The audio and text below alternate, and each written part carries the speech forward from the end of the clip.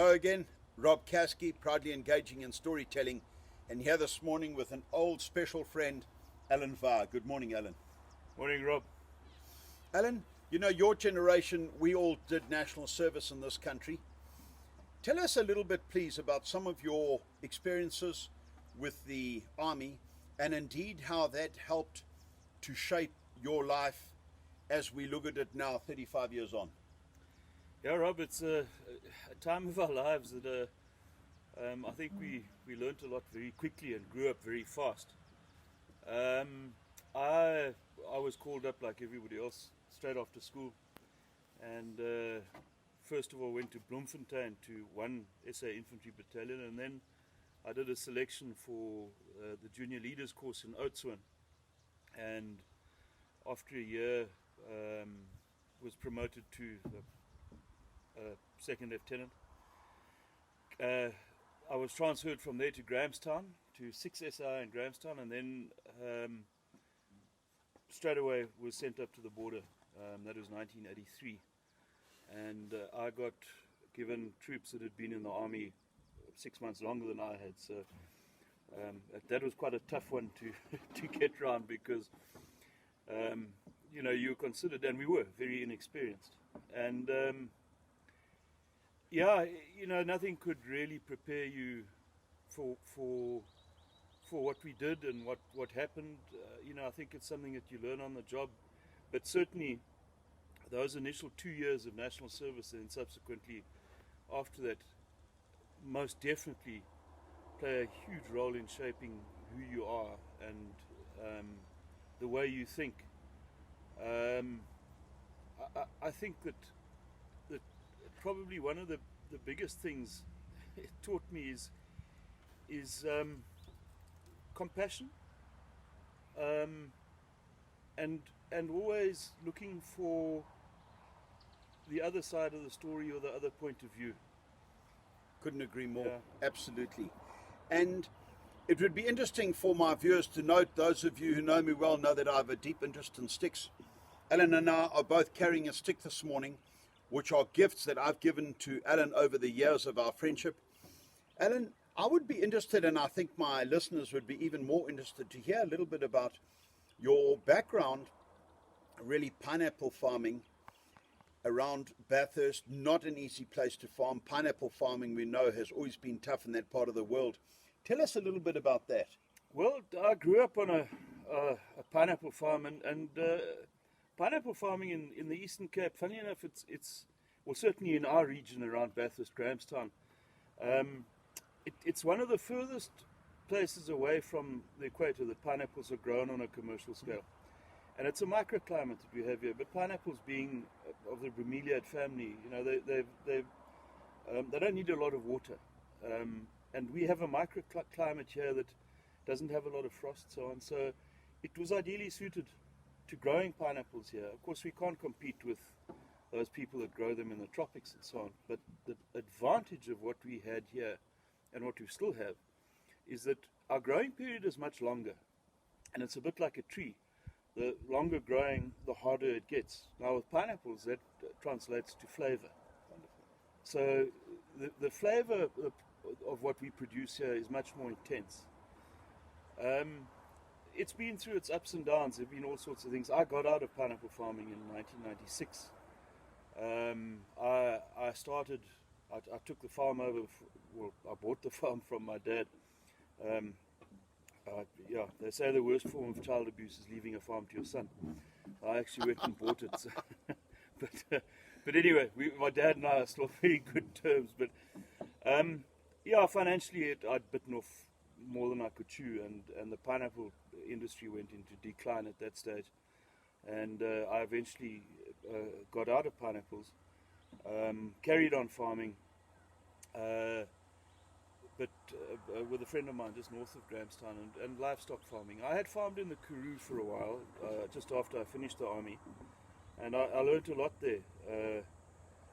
Very harsh climate, very low rainfall, but you know, it's funny how people have always adapted to the environment, and you make the best of it that you can.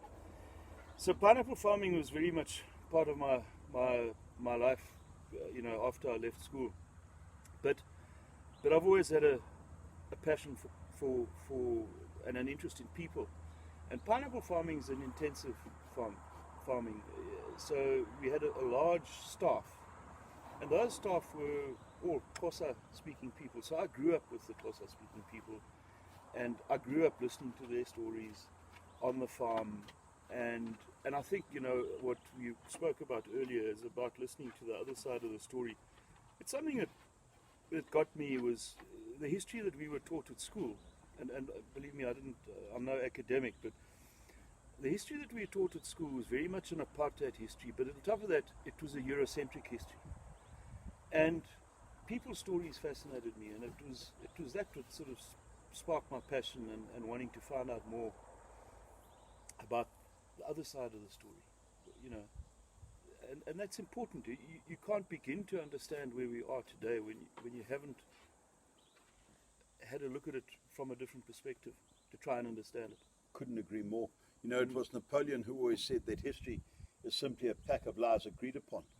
But you have already led me to my next point I wanted to make, Alan, about your deep interest in this Eastern Cape history, the frontier history, the history of South Africa, that led eventually to your forming this wonderful tour company called Spirits of the Past.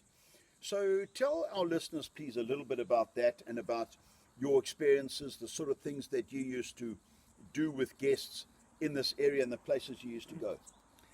Robert, again, as I say, it developed from my interest in people, and I found people were just interested in the stories, because a lot about the Eastern Cape has been brushed over for years and years, and it goes back to, as I say, you remember at school. I mean, we learned about the Great Track from the day we started school until the day we finished. What they didn't tell you too much about was the history of the Eastern Cape, and what you don't realize is that the Great Track started in the Eastern Cape, and this is something that I was really interested in. Why was our history overlooked? Why was this region's history so overlooked? Because it's fascinating. There's lots that went on here. And in fact, what happened here shaped South Africa as it is today, without a doubt. This is where everything came together and then moved out from here. So I would, I was telling these stories. I was farming at the time. I also started getting involved with a little bit of a stage show that happened by accident, which is a friend of myself, Brian Mullins, just used to tell stories. I must tell you why my storytelling is. My mum will tell you that when we used to get visitors, in those days the kids were sent out, and these folk would come around, and they're wonderful characters in every community, not just ours. But in the Eastern Cape, they tend to be. We sat with one last night. Tend to be, very stoic and very slow, and not in thinking, in talking. And I remember one was asked, but he says, why do you talk so slowly? They said, because I was listening, that's why. So I used to hide behind the couch listening to the stories that these old guys were telling. And it's stories, history, it's stories. And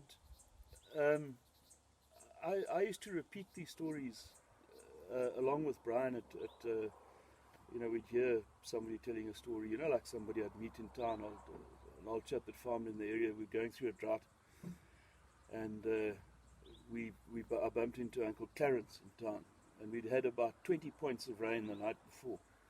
And I said to him, "Hell, Uncle Clarence, did you get any of that rain last night?" He said, "Yes, my boy, but it was like spitting on a hot stove,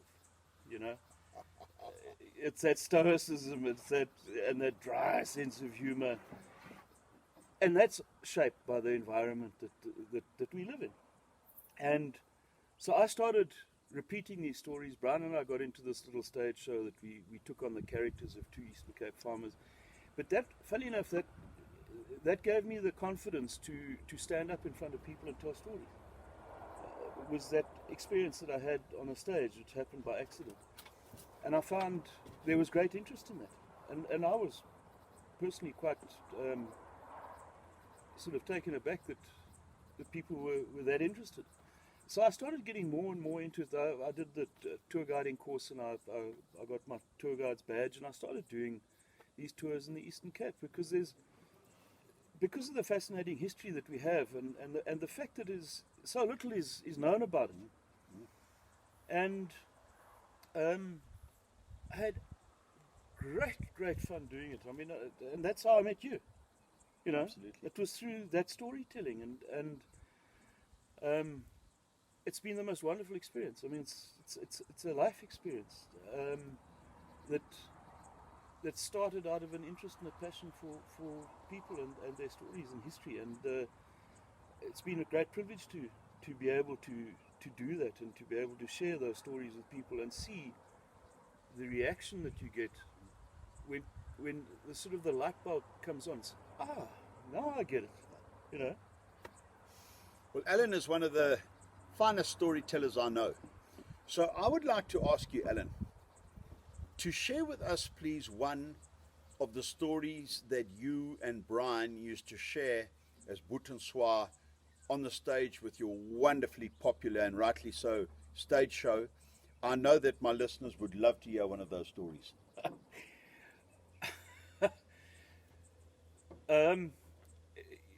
One has to be quite selective, because the one thing about it, that these old storytellers were never vulgar about anything, but there was a lot of innuendo.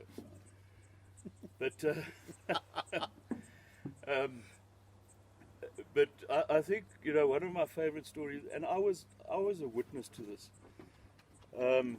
in the late 80s.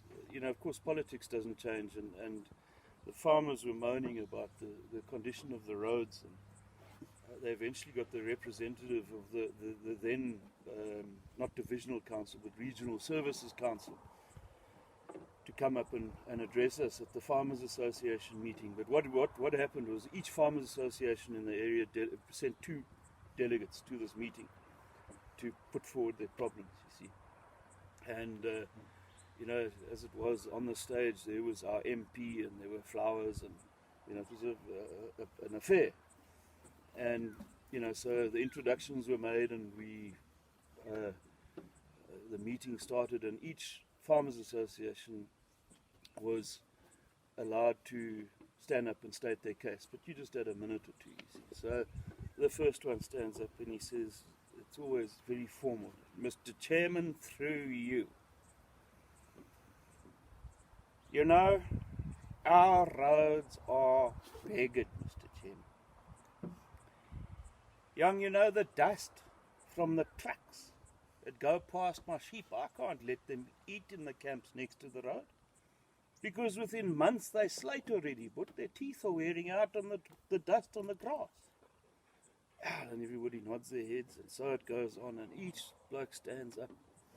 And it's about the terrible states of the roads, and that something should be done about it. And we get to the representative from the Coombs Valley, who are notably fairly slow in thinking. And this bloke stood up. He said, "Mr. Chairman, I corroborate everything these other gentlemen have said, but to illustrate how bad the roads are, I've got to tell you a story." He said, "You know, we were at the tennis club on Saturday, and you know, we'd had a few afterwards, you know, a few refreshments, and one of the youngsters was on his way home, and Mr. Chairman, you know, when you leave the club and you go up the hill, you get to the top of the hill there with that dip tank of Alfredi's. As you go around that corner and down where that broken fence pole is, there's a corner at the bottom there. And this youngster was going a bit fast, and he came round the corner and he saw a wundla in the road, you know, a rabbit. And he thought, yeah, I can't stop for this thing. I might as well tramp this wundla. What? There was a hell of an accident. Upside down in old George's Milliland on the left there, dust. Bucky was pegged. You know why, Mr. Chairman? It wasn't a wundla in the road, it was a donkey sleeping in a pothole.